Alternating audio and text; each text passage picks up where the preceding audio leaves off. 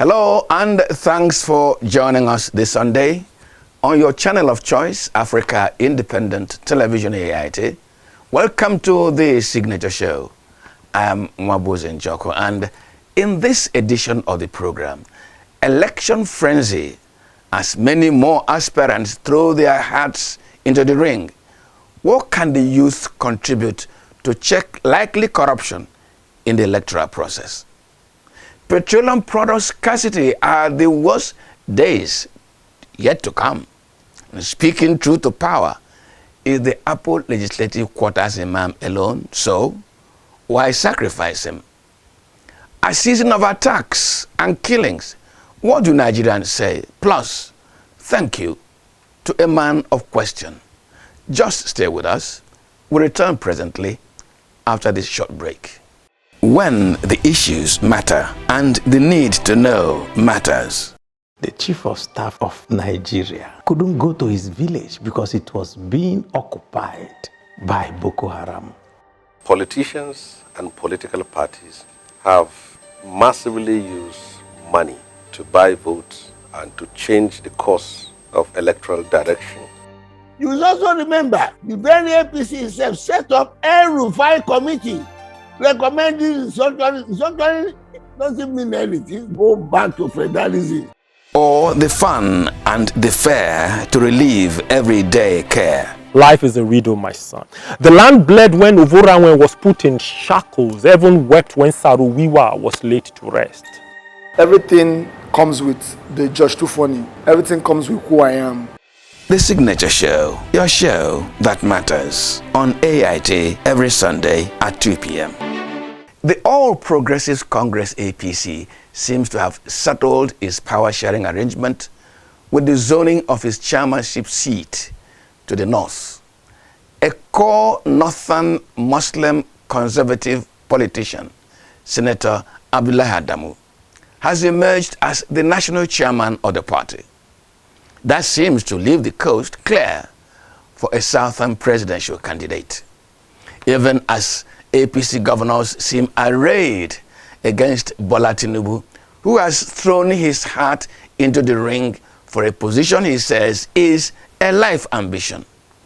If he loses, will Bola Tinubu turn himself into a bull in a china shop? And what will become of the APC?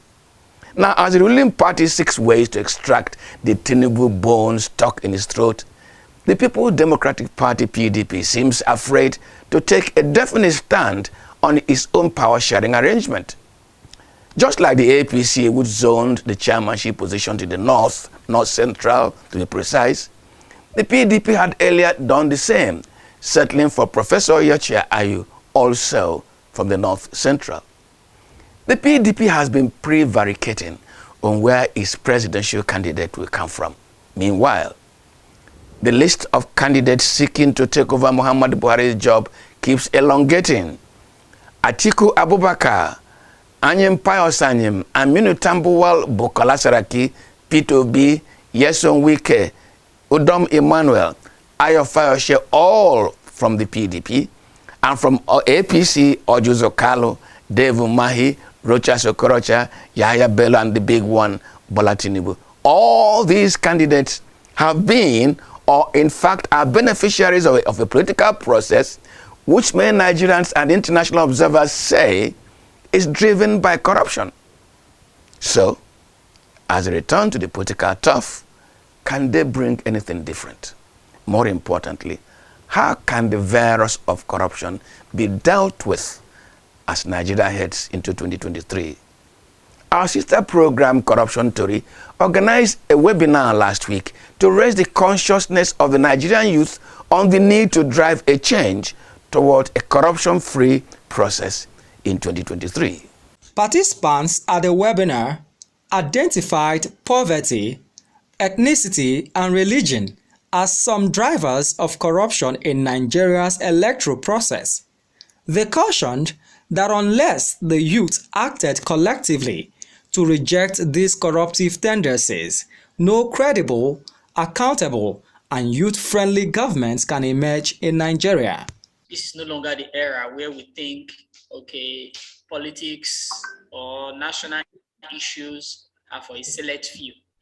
It's actually a time where everybody have to put their hands on deck to see how we can, have something good come out from our nation.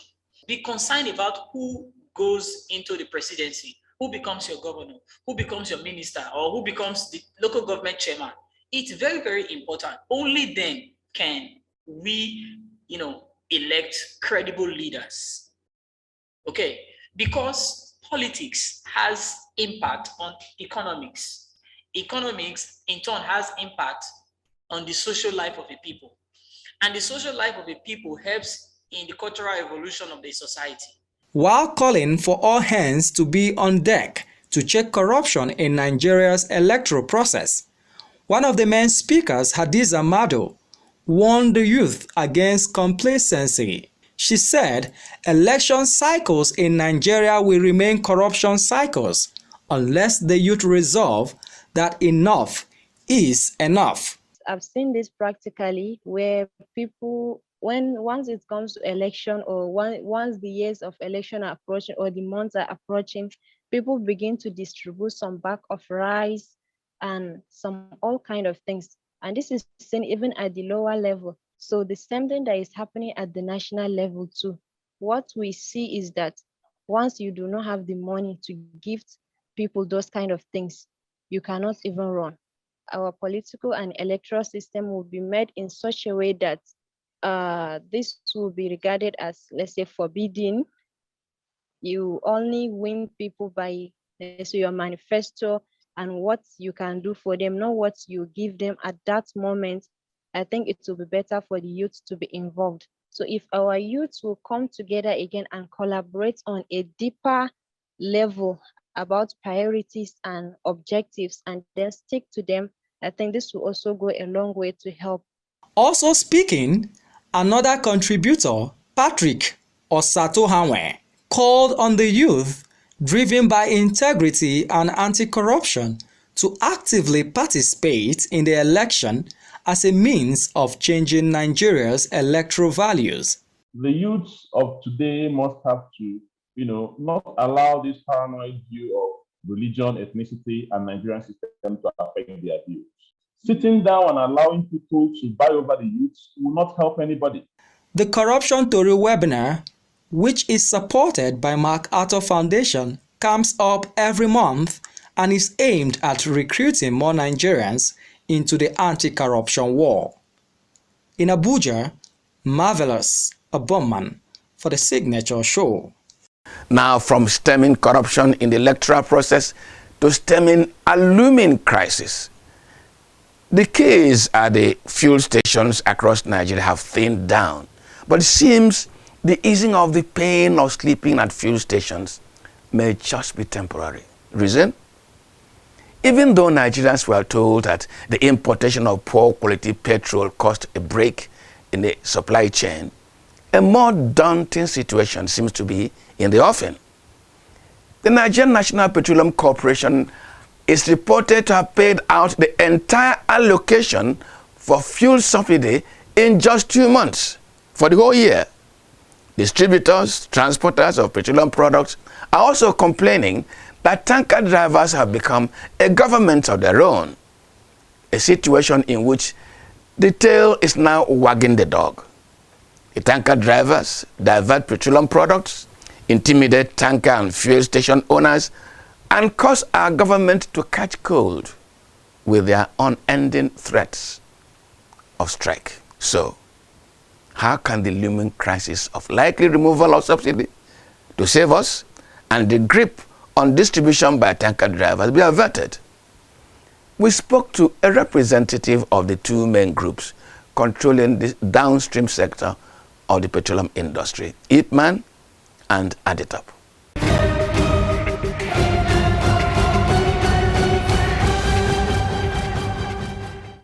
This afternoon I have Dr. Maurice Egbe.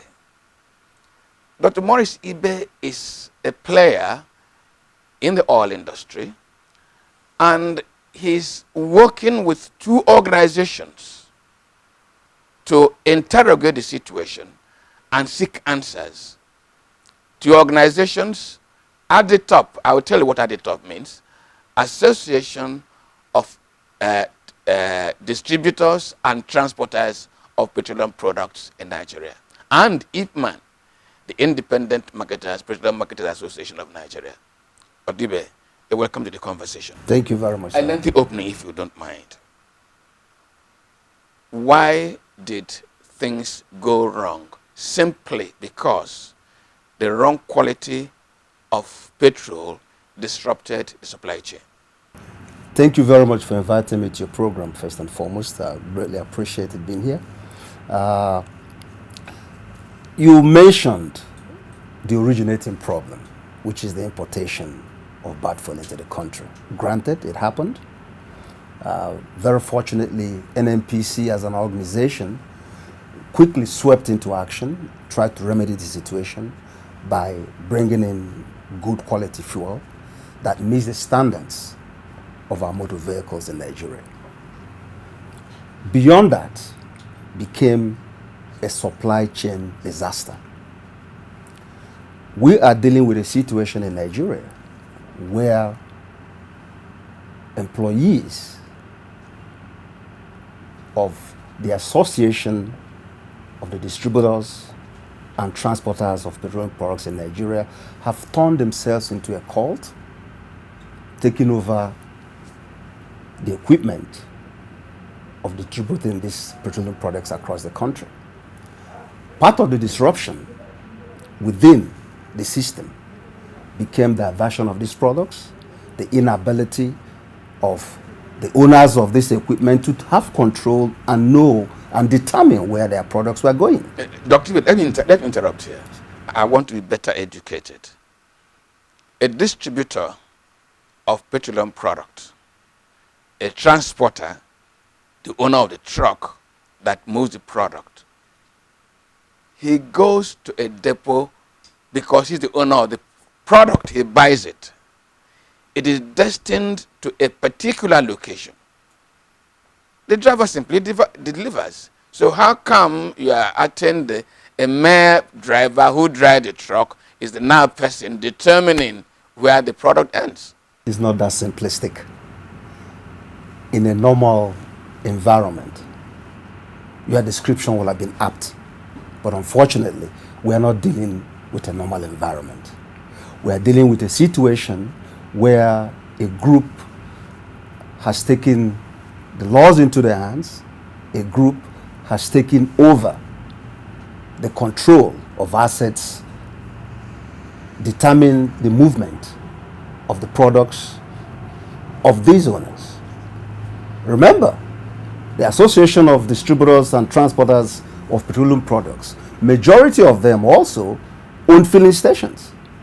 Some of these products are coming to their filling stations. But in a situation where their employees are now lording it over them, for an owner to load a product in a facility of depot, he is forced to cough out over 40,000 naira. 40,000 naira. Sometimes 48, sometimes more, on a tanker load. Remember, this is not part of the cost of the product he's loading. You have a union or association who lords themselves over these owners. Dr. Egbe, there's another challenge. And that challenge may not fall squarely on the laps of those operating in the downstream industry solely. I'm told that subsidy its continuation or its removal also contributes to scarcity of products in the sense that it makes smuggling of the product outside of the country not just lucrative but attractive. And those whose trucks are being used to smuggle these products out of the country are the very people on whose behalf we are discussing. So, they are complicit. Let me put it this way. There are agencies of government whose responsibility is to mind our borders. There are agencies of government whose responsibility is to monitor what is happening in the oil and gas industry. The President of the Federal Republic of Nigeria, in his good stead, had actually instructed most of the security agencies to collaborate with the Independent Petroleum Marketers Association, of whom I consult for. The idea is to monitor, surveil, and assure that the illegal diversion of these products out of the country is checked. It is also to assure that we have abundance of these products for those of us who live in Nigeria. However, there has not been a tight-knit collaboration between the security agencies and the Independent Petroleum Marketers Association, and also the Association of Distributors and Distributors. So, fortunately, I consult for the two organizations, and what we are trying to do is bring everybody to the table. We want to provide a good operating environment for our members. We want to provide support to the general public.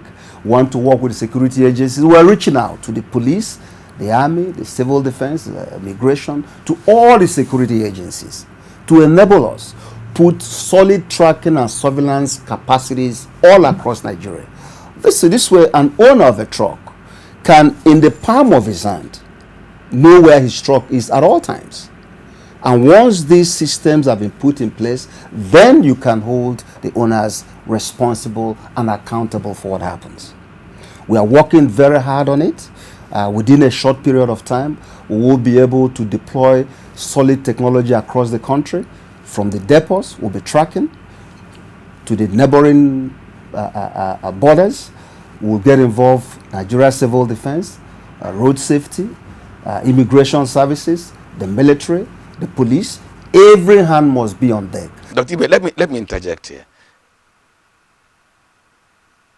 Sometimes it is better to walk the talk. Drug business, illegal drug business all over the world is a dangerous business. It takes lives. People end up with long jail terms and could be ruined. But for as long as the money coming from illegal drug dealing is so fat and attractive, daredevils still go into it. Analogously, for as long as the subsidy regime in Nigeria is so attractive, do you think that all this knitting together we've been talking about for more than 30 years will forestall it? Between this knitting together and telling us, let this subsidy be over and our fever will be over, where do you cast your vote? You know, the truth of the matter is that the subsidy has to go at some point, but it has to be gradual. You can't overnight remove petroleum subsidy in Nigeria. That'll be a crisis in this country. It has to be done very, very gradually, and I think the government is trying its very best to see how it can be married. This way, the pain will not be so much on the generality of the public. Frankly, the subsidy is the little benefit the man on the street gets from us owning these petroleum products in Nigeria, from having the resources God has given us. So it has to be done very painlessly, and it has to be graduated. It has to be done very in a way where it doesn't create unnecessary hardship to the generality of Nigeria. But are we not postponing the evil day? Well, the evil day is better postponed than crash the system. I think that there must be a way to do it. It can be done, it will be done, but there has to be a will. Somebody has to have the will and decide to have a system that can gradually weed out subsidy. You may never weed it out completely overnight, but it can be gradually done. And what it does is it allows even our members to bring in products. I was coming to that. It allows you to bring in products. I was if you coming to remove that subsidy, issue, Dr. Egbe. it opens up the window for true capitalism in Nigeria. You can bring in products wherever you are, and you can sell dependent on the prices you buy. So it's a win-win situation for most, but we are worried that if you remove subsidy, the way people are canvassing for it to be removed, you may create a major distortion, an upheaval in the system, and a crisis that may rupture the progress that we've made over the years. Dr. Egbe, let me draw attention to a situation that obtains now. If you go to the entire southeast, even while there was fuel scarcity in Lagos and Abuja, fuel stations in hamlets and communities had petrol. You drive in, you buy for 350 naira, and you drive out. If Armageddon would come by removing subsidy, why have the heavens not fallen in the southeast? I don't know what part of the southeast you are referring to. I can give you from Enugu to Owerri, to Mbise, to Ngokbala, to Onitsha, to Abakaliki. You couldn't buy petrol for anything less than 300 naira, and it was available 24 hours of the day. Again, the southeast seems to be a little removed from the major centers of our crisis. The major centers of consumption, like you rightly said, Lagos and Abuja. You know, one of the things I think we need to do in this country is actually to determine the quantity of consumption of this product. We need to know how much fuel does Nigeria actually consume. How much fuel is needed to meet the demand in Lagos? How much fuel is needed to meet the demand in Abuja and all over the country? Kano, Kaduna, Bauchi, Sokoto, Port Harcourt, Enugu, and everywhere else. Part of the success or the major fundamental reason why most governments and corporations, private and public, succeed is planning. To plan, you have to have the data. You have to know what the figures are so you can plan. So long as the federal government, so long as Nigerians have not been availed, the numbers, the actual numbers, because all we'll be doing is guesstimations. If we know the actual capacity, consumption capacity of each city in Nigeria, it will go a long way in alleviating our problems. Let me bring something else that will help us alleviate the problem, which I'm ignorant about, but those of you in the oil industry, you should educate us better. What has happened to the talk about Nigeria's modular refineries? Because we are told that a multiplicity of those modular refineries will make availability just simple and straightforward. Yet they're not coming on stream. What is responsible? Responsible is the Nigerian behavior. When the modular refinery was floated many years ago, those who had contacts in high places rushed and got licenses without having the capacity to build. People who knew people who were in government quickly ran, got licenses for modular refineries. Meanwhile, they did not have the financial muscle capacity or otherwise to even dig a foundation, talk more building a modular refinery. A friend of mine just commissioned his in Haji Egbe, I think it was last year, Walter Smith Petroleum. These are people who had the capacity. If these licenses were given to those who had the wherewithal to get these refineries, modular refineries working, we won't be talking about scarcity and all these refining problems today. Now, that's part of the things we want to do with our members. They have the capacity. They have the ability. We will bring the technology and know-how to this membership, both the Independent Petroleum Market Association, both the Association of Distributors and Transporters of Petroleum Products. We want to bring in value. We want to make sure that they are not just importing fuel forever and ever. We want to encourage them, want to bring technology to them, want to introduce them to those who have the capacity to join venture with them and build modular refineries everywhere we can in Nigeria. Nigeria cannot perpetually keep importing petrol it will not sustain this economy. What we are doing is literally throwing away our God-given resources. Dr. Egbe, would you accept that, would you recommend that the government revokes the licenses of those who are incapable and incompetent to establish those refineries, modular refineries, after getting the licenses? Long overdue. Long overdue. If you are given a modular refinery license that has been with you for 20 years and you haven't been able to utilize it, when will you utilize it? When? When heavens fall? I think that we need to be proactive. We need to be a lot more proactive within this oil and gas industry. If you have been given an oil block, for instance, and for 20, 30 years you are sitting on an oil block, you haven't been able to explore or drill or produce, the government should revoke it. We shouldn't have those who think these things are their rights forever and ever. No. If you have been given an oil or modular refinery license and you've had it for 20 years, 15 years, and you have not been able to put anything in place, for God's sake, when will you be able to do it? Two things I'm going to rope into one. These are theft of crude in Nigeria's upstream sector. Have you heard about it? The latest story saying that people don't burst pipes these days. They go right to the tap, open into their ship, and walk away, sail away. Have you heard about it? And what's your take on it? It's a perennial problem. The issue of oil theft in Nigeria is historical. Of course I've heard about it. Who doesn't know about it? If you drive around the Warri-Port Harcourt Road, you will see people busting pipes and all these bunkering activities. It's all over the country.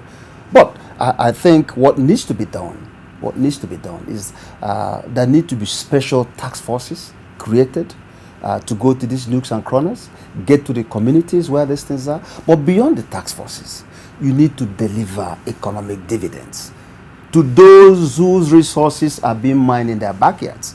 You can't whip a child without giving the child the goodies. I think that we need to do more for the oil producing communities. We need to get in those communities to dissuade them from bunkering, to dissuade them from breakage of pipes. There must be a semblance of government. There must be a semblance that they belong. These resources are within their environment. You can't be damaging people's environment without providing them economic benefits. You can't just keep whipping them and shouting, ignoring them without good economic dividends. These goodies you are thinking about, would it include allowing these artisanal refineries to continue? I'm glad you raised that issue. Very frankly, when I saw them destroying all the refinery, all the cake and the contraptions this was used in refining. If you ask me, I wouldn't go that route. The route I would have gone is to bring these communities together, encourage them. We talk about modular refineries.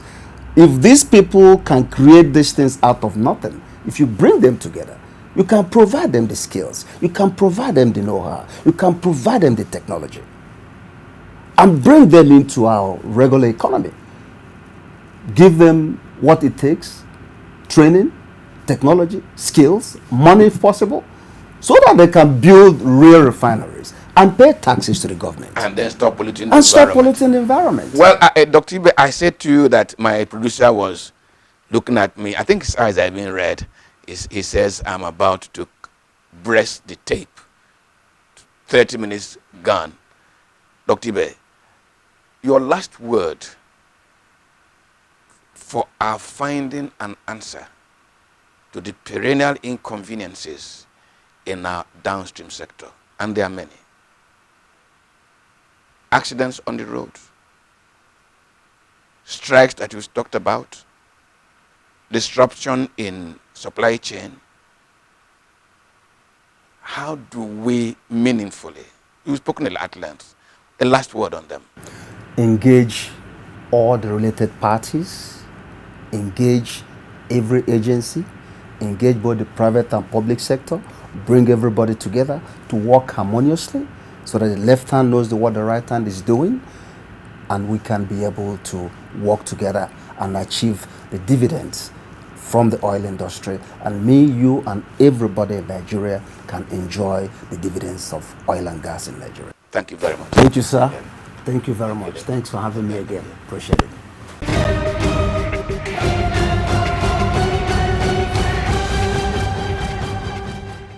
Penultimate Friday, the chief imam of Apo Legislative Quarters in Abuja, Sheikh Nuru Khalid, preached a sermon which has ruffled feathers. This is very important at a time when Nigeria is facing a very serious challenge. Everything is not working well. People are dying. Our roads are not secured.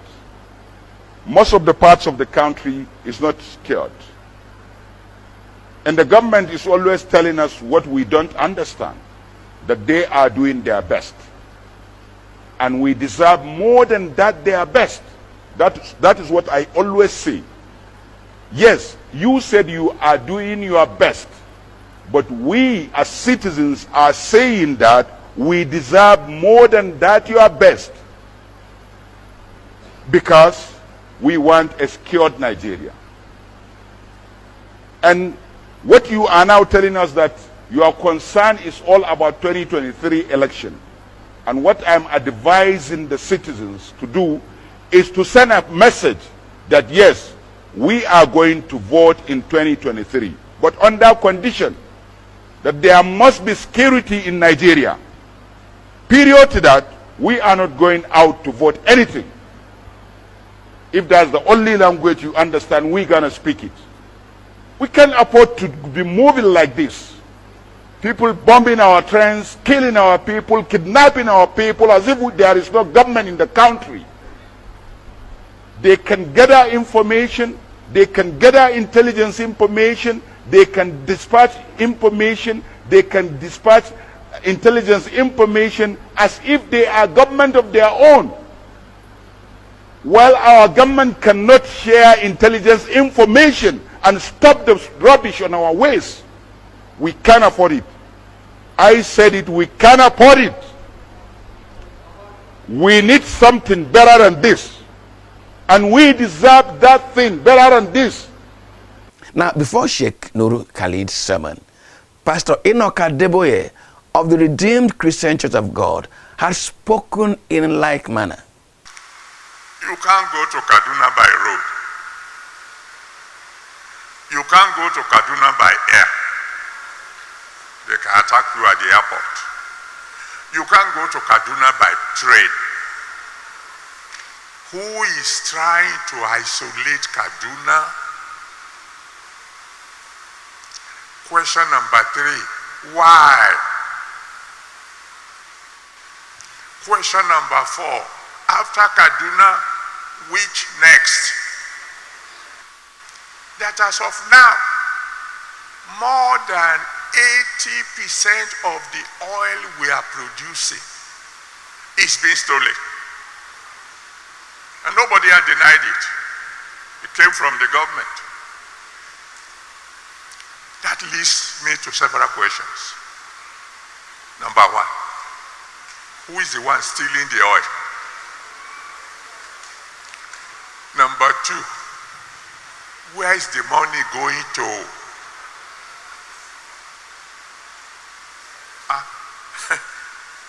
80% of what should have been the income of a nation is going to the hand of some people. That's a lot of money, man. What do they want to do with the money? That's question number 3. Question number 4. Who are the foreign nations buying this stolen oil? Question number 5. How many of these nations of the world are your friends? So you can see the reason why I'm not thinking of 2023. That more than 90% of our income, more than 90% of the money we get from the leftover of the oil that was stolen. We are using it to pay the interest of the money we have already borrowed. More than 90%. According to a friend of mine, we are moving steadily to bankruptcy. A whole nation. My beloved Nigeria. Now, even members of the National Assembly have raised concern over bandits whom the Nigerian government has labeled terrorists, have taken control of forests, communities, local governments, killing, abducting, getting paid ransom, collecting taxes, trying to become a government of sorts, destroying infrastructure, and the last killings on the rail track. Army alone gutted 420 billion in 2020 budget. Only 16 billion for capital expenditure. The remaining 406 billion were for recurrent expenditure. In addition to this, there was 100 billion naira allocated for Operation Lafia Dole. In 2021, we budgeted 460 billion for Nigerian Army alone. Only 29 billion was for capital expenditure. The remaining were for recurrent expenditure. In 2022, we budgeted 571 billion for Nigerian Army alone. Only 37 billion is for capital expenditure. The remaining were recurrent expenditure. Mr. Speaker, the truth of the matter is security in Nigeria has become a cash cow business. Mr. Speaker, it's a cash cow business. They don't want it to finish because they realize that everybody's attention was diverted towards Northeast. Okay, let them relieve Northeast to some extent and move to Northwest. After Northwest, they move to Southwest. Before you realize what is happening, the whole country is gutted with security challenge. Sheikh Nurul Khalid was first suspended, subsequently sacked by the Mosque Committee. But does the Nigerian insecurity situation not warrant calling out the present government? The insecurity is no longer for the poor masses, it's no longer against the civilians. Today now we hear stories, police people are being killed, even armies, even their army barracks are being attacked. So we are very much afraid. Where do we run to? If the soldiers can be attacked and killed, then who is going to save us? So to be very well, whoever that is coming for 2023 election should first of all tackle the cases of insecurity in the country. And that is what we really need as a youth. Because when we die today, the future of tomorrow dies also. So it will be very important they tackle these things. Insecurity, find out, if possible, that along with this, the bad people, find out what they want, what is their problems, see how to tackle them. We can't stay in our house. We don't sleep well. In the night, we don't sleep with our two eyes closed. If you do anything, you become a suspect. Sometimes we're even afraid to say the truth because most of the time when you say the truth, it becomes another challenge to us. You see, so it's very, very unfair, the state of insecurity in the country. We cannot travel by the land, it's not safe. You can't travel by the air, it's not safe. And it's not everybody that can afford the aircraft. Even the raid that the poor man are managing today, look at what is going on. See the Kaduna-Abuja highway attack. So it's very, very uncalled for. So please, the government present and the one coming should be try the possible best to tackle the cases of insecurity in the country. It is now continuous, non-compromising, high-tempo bombardment is required to subdue these insurgents. They are capitalizing on the technical gap they see. For example, they roam about in the night. They move in the night freely. No form of monitoring. Our fundamental problem now is lack of technical engineering infrastructure, not houses. It's engineering infrastructures that drives the need for houses. Because when people are not engaged, there's no money to pay for a house. And it can be justified from so many numerous, will I call it, funny-looking estates with no occupants, and they keep building. Because that's what the mentality of those people with the money think. That's what That's the level they can reason to. Please, engineering infrastructure in the likes of the steel rolling plants on the way to Kaduna. Well, I think a lot of things have not been accounted for, and the earlier we start making people account for things, the better. And I think when the people vote in the right person, that is supposed to be that will be accountable, that the people think will be accountable, then I think things will begin to come to normal. It's quite much appalling. Is the listing the populace actually expected from the government? So it's really demoralizing, very much demoralizing.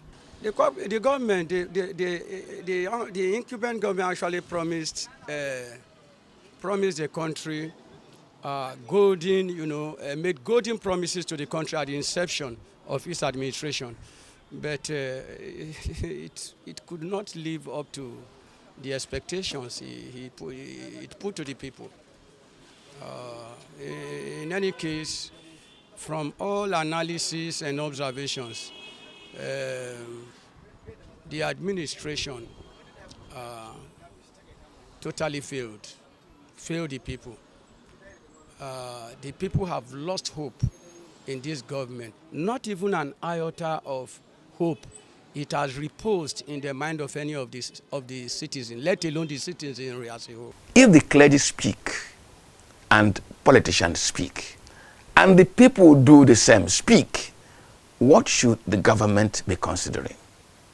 I spoke with Dr. Mukhtar Imam, an associate professor of strategic studies, in the course of last week. It is important for us to state clearly and unambiguously that there is no government in the world that takes pride in watching its citizens being killed and slaughtered unjustly. No government will take pride in that. Now, beyond this, wherever you find that incidents of this nature go unabated, unchecked, and uncontrolled, or even untamed, the reality is that you would find that it is one of three issues that have basically played out, if not a combination of all three. The first is that you would find that it is either as a result of the incapacitation of the government, meaning that it has reached its depth and can no longer prefer solutions or find innovative ways of addressing the situation. Or that, secondly, the standard operating procedures, the doctrinal issues, the personnel issues, the command and control structure within the military hierarchy and the architecture are ineffective in handling the situation, and in which case there is the need to ramp them up and ensure that there's an overhaul to put in place efficient and effective systems. Or that thirdly, there is saboteur within the system. So like I said, it is either one of these three reasons or a combination of all three reasons. You see, the reality is of our security challenge in this country currently is that there are the sociological issues that accompanies it, and you also have the military issues on the other hand. In the realm of the sociological issues, you have the social-psychological conditioning of the average Nigerian man, which is basically a part of what is fueling this crisis. The lack of patriotism, the indiscipline amongst our people. And by our people, I'm talking about the followership and the leadership. On the flip side, you also have the socio-economic issues as well. There is the widening gap in wealth distribution and income inequality that has basically created the deepening insecurity issues that we're faced with, not just in this country, but on a global scale. And that has to be addressed, because the frustration aggression theory is real. Where people are frustrated, they will react. So therefore, that is one. And on the flip side, you have the military issues that must be addressed. And within the realm of the military issues, you have the condition and number of our personnel. Condition is very crucial. How have we been able to equip these individuals to be able to arrest the situation that we have on hand? Are we politicizing it? What exactly do we have the political will? This is speaking to those in position of authority. And if that is the case, have we been able to look at the hierarchy of the army and all of the security apparatus and coercive apparatus, as we have talked about, what have they done in addressing the situation? Again, to allude to what Governor El-Rufai in his wisdom said, the government or the military knows where the hideout of these terrorists, and we have designated them terrorists for a reason. It is not just about nomenclature, moving them from bandits to terrorists. It is because we're trying to adhere to international standards and international best practices in taming and decimating certain individuals who have seen themselves as being stronger than the state. That's why we have tagged them terrorists. And so actions should be taken to match the terms that we have dubbed these individuals to be. And rightly so, they are terrorists. So therefore, there's the need for us to interrogate, to investigate what are the things that are on ground in terms of equipment. We are at a time where information technology is ruling the world. Have we been able to deploy the use of robotics and artificial intelligence? Have we been able to deploy the use of drones to ensure that we find the hideout of these individuals, to be able to arrest the situation, to be able to bomb? Because that's what we should be seen to be doing. You see, while there is the need for us to look at the sociological issues, i.e. the ideological underpinnings that have driven all of these issues, and they're enormous. There are a lot of them. There probably is the religious angle to it. There's probably the economic angle to it. There's a social angle to it. But all of that should come after you have been able to decimate and have reduced the capacity of these terrorists to conduct this sort of dastardly acts that they carry out on innocent Nigerians that go around about their normal businesses. So government must be seen to be in the forefront. And when we speak of government in this context, it is the central government's responsibility. And why is that so? Because of the current structure we have in place in the country.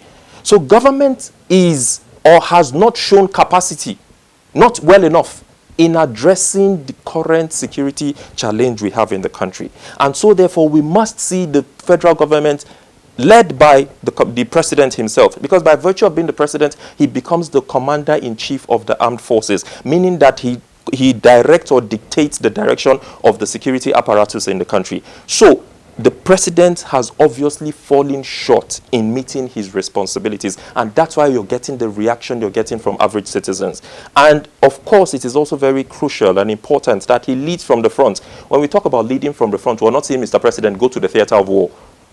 We're saying wherever there are cases of attacks, we should see the president address the country. We should see the president align himself with citizens who have been inflicted by these acts.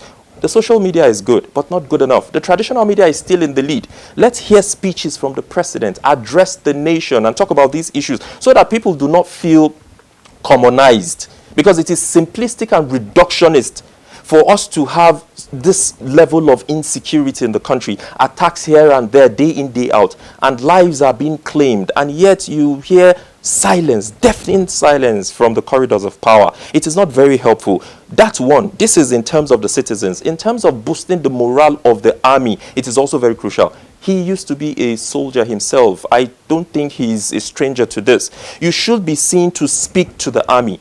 Where the country is faced with the grappling challenge of insecurity, you should be able to draw out a national military and a national defense strategy that would speak to the immediate issues, from the formation in the theater of war, which is the theaterics, to intelligence gathering and intelligence sourcing. You must be able to invest significantly in these areas and not just assume that as investing in other areas which you think would better the situation would solve the problem. So I think that's the first thing that needs to be addressed. Ensuring that prioritizing is reconsidered to be able to address the immediate challenges of what exactly is going on so that we can reap results instantly.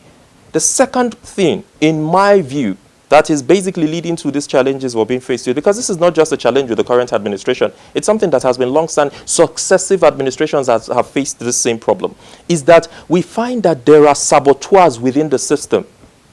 Particularly, I say this with some level of caution, but certain individuals within the bureaucracy. We have a civil service who are supposed to be people who are supposed to be superintendents in ensuring that budgetary allocations are worked on to the letter. These individuals are the people who conspire and ensure that these things derail because they want to invest these monies in their private pockets, which shouldn't be the case.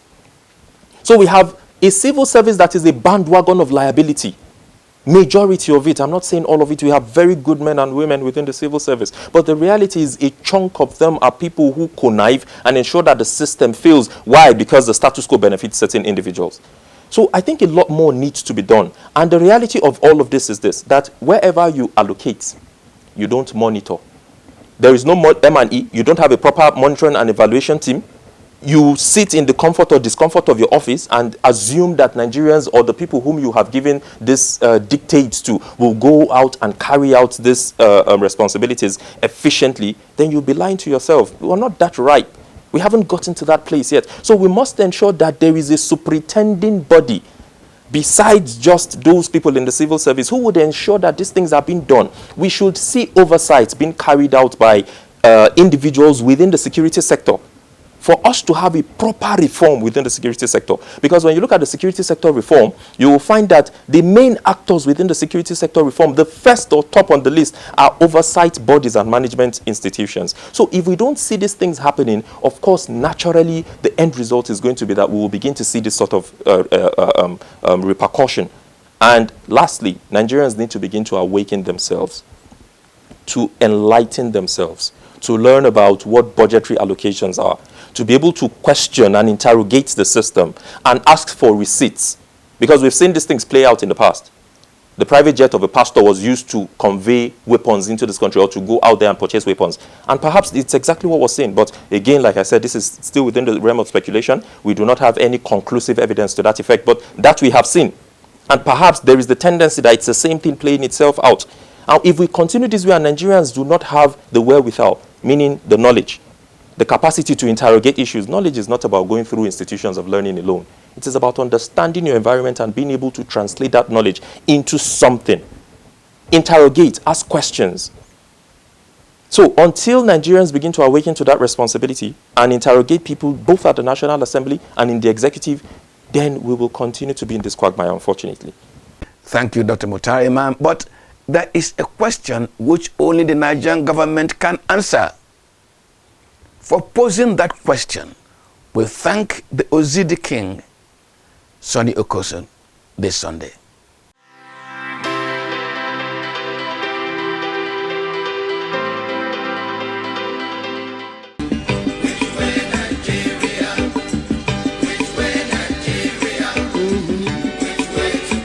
Which way to go? I love my fatherland. Oh yeah. I want to know. I want to know which way Nigeria is heading to. Many years after independence, we still find it hard to start. How long shall we be patient before we reach the promised land?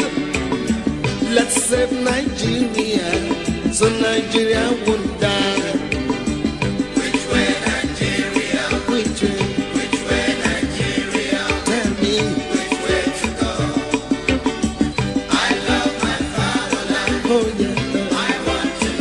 I want to know which way Nigeria is heading to. Every little thing that goes wrong, we start to blame the government. We know everything that goes wrong because we are part of the government. Let's save Nigeria, so Nigeria won't die. Which way Nigeria? Which way? Where to go? I love my fatherland. Oh yeah. I want to know which way Nigeria is heading to. Inefficiency and indiscipline is ruining the country now. Corruption here, there, and everywhere. Inflation is soaring high. Let's save Nigeria, so Nigeria won't die.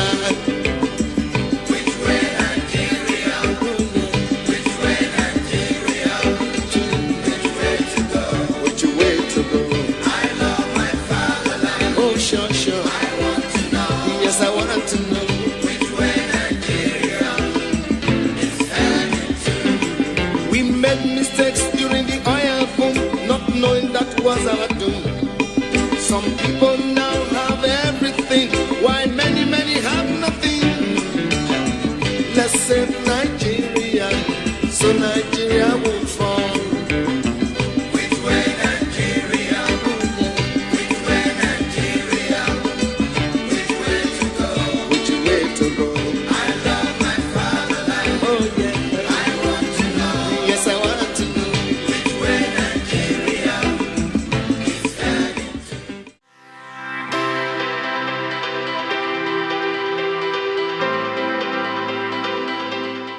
Expectations of many Nigerians at independence in 1960 was the emergence of a nation that will cater to their needs, give them a respectable place in the Committee of Nations, and make them equal stakeholders in human civilization.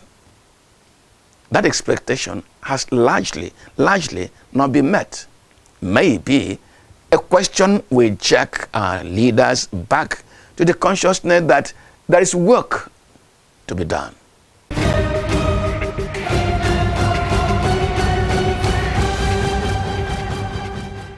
And that's our program for this Sunday. Next Sunday is another date. Let's meet again. That's then.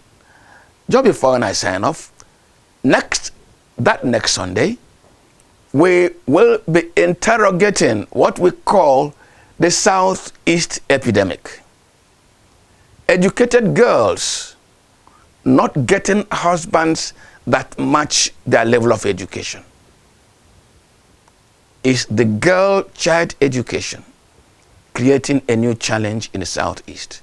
Or is the crave for material resources making the men more illiterate? My name remains Mwabo Zenjok. Let's meet next Sunday. Good afternoon.